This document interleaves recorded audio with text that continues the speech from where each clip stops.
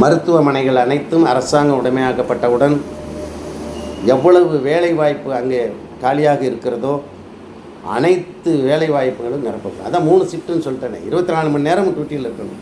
டியூட்டியில் இருக்கக்கூடிய வேலை நேரத்தில் இருந்து தவறுகள் நேர்ந்தால் அவர்களுக்கு மரண தண்டனை வழங்கும். மகப்பேறு மருத்துவமனைகள் தவறு நேர்ந்தால் அது யார் அந்த செவிலியர் பார்த்தாங்களோ, யார் அந்த டியூட்டியில் இருந்தாங்களோ அத்தனை பேரும் சஸ்பெண்ட் செய்யப்படுவார்கள். அந்த குழந்தையோ தாய்மாரோ தவறும் பட்சத்தில் இறக்க நேரிட்டால் அதை பார்வையிட்ட அல்லது கவனித்து வந்தவர்களுக்கு மரண தண்டனை வழங்கப்படும். கவனக்குறைவால் மட்டுமே அவர்கள் இறப்பார். அதுதான் உண்மை. நான் பார்த்துருக்கேன். இப்போ எல்லாமே நெட்வொர்க் ஃபோனை நோண்டிக்கிட்டு இருக்கிறதுக்கு அவங்க என்ன செய்கிறாங்கிறது பார்க்குறதில்ல. கட்டாயமாக்கப்படும் மரண தண்டனை கட்டாயமாக்கப்படும். டியூட்டி நேரத்தில் டியூட்டியை மட்டும் பாரு, ஃபோன் பார்க்காத. ஃபோன் உள்ளே நுழைஞ்ச உடனே ஃபோன் பூரா லோக்கலில் வச்சு லாக் பண்ண வச்சுக்கணும். உங்களுக்கு தேவையில்லை. நீ இருக்கிறது வேலை செய்கிற இடமே ஹாஸ்பிட்டல். அப்போ உனக்கு எதுக்கு ஃபோன்? உனக்கு ஏதாவது ஒன்றுனாக்க நீ ஹாஸ்பிட்டலே பார்த்துக்கணும். மருத்துவத்துறை அரசு உடைமையாக்கப்படும்.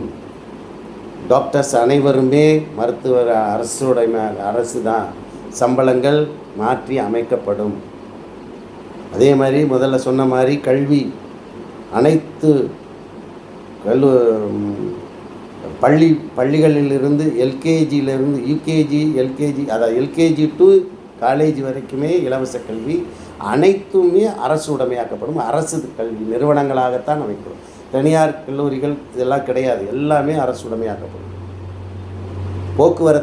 பொது போக்குவரத்து அரசு உடைமையாக்கப்படும். அதில் பணியாற்றக்கூடிய டிரைவர்கள் பார்க்குறேன், நானும் பார்த்துட்டு தான் இருக்கிறேன். பஸ்ஸில் போகும்போதே ஒரு கையில் ஃபோன் பேசிக்கிட்டு அங்கே பார்த்துட்டு இங்கே பார்த்துட்டு ஸ்டேரிங்கே பிடிக்கிறதில்ல. அப்படியே ஸ்டேரிங்கில் வச்சுட்டாலும் தலையை சொரியுது, கை சொல்லி ஸ்டேரிங் மேலே போய்ட்டு. இந்த மாதிரியான சூழ்நிலையில் விபத்துகள் ஏற்பட்டால் அவர்களுக்கு கையும் காலும் வெட்டப்படும். உனக்கு லைசன்ஸ் கிடையாது, அதுக்கு மேலே உனக்கு பணியிட கிடையாது. நன்றாக சிந்தியுங்கள். கடுமையான தண்டனை இருந்தால் ஒழிய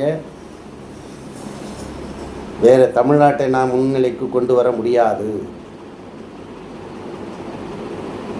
தயவு செய்து உண்மை, நேர்மை, சத்தியம் என்ற கோட்பாட்டுடன் நாம் செயல்புரிய உங்களுடைய ஒத்துழைப்பு வேண்டும். ஜாதி, மதம், இனம், மொழி இல்லாத ஒரு அரசியலும் அற்ற அதற்கு அப்பாற்பட்ட ஒரு அரசு அமைவதற்கு உங்கள் ஒத்துழைப்பு வேண்டும்.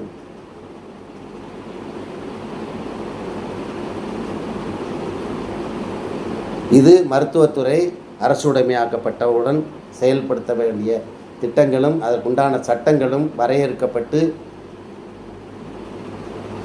போக்குவரத்து துறையும் அதே மாதிரி தான். மின்சாரத்துறை சொல்லிட்டேன். விவசாயத்துறை வரும்.